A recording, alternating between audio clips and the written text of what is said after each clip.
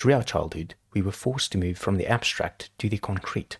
During magic, however, we're trained to move back to our childhood, from the concrete to the abstract. The way of magic, in a way, is doing just that. Through routine, ritual, and repetition, we allow ourselves to move backwards, away from the concrete scientism that society forced down our throats, and towards reshaping the abstract, the myth and the legend of truth. Not only through realization can we escape, but through discipline, earnestness, humility, wisdom, theatre. To be an artist, an outcast, something unique, and non-conforming to the norm, it requires a shapeshifter, the willing rebel, the chameleon of no form, to transgress the alchemist within and bound him to nothing.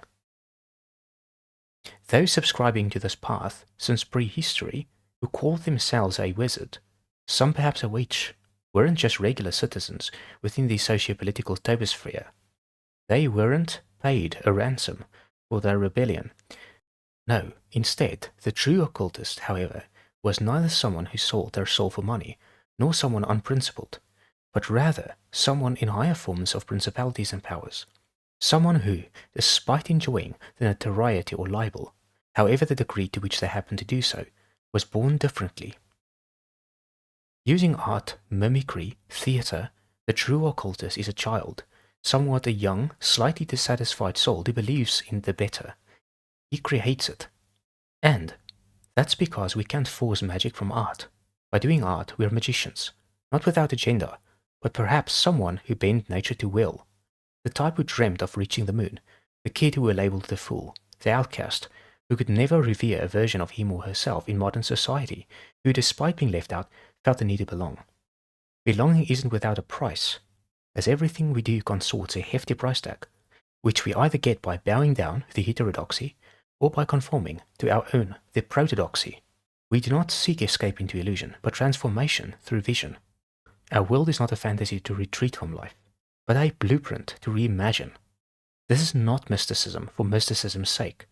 This is the architecture of becoming.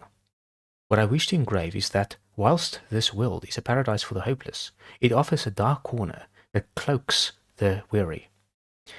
From within the mystique, the reveling of art, the epitome of imagination, that which societies discards as phantoms and depictions of the mad, are the tools to which the outcast can engrave, not the tomb, but a ladder to freedom.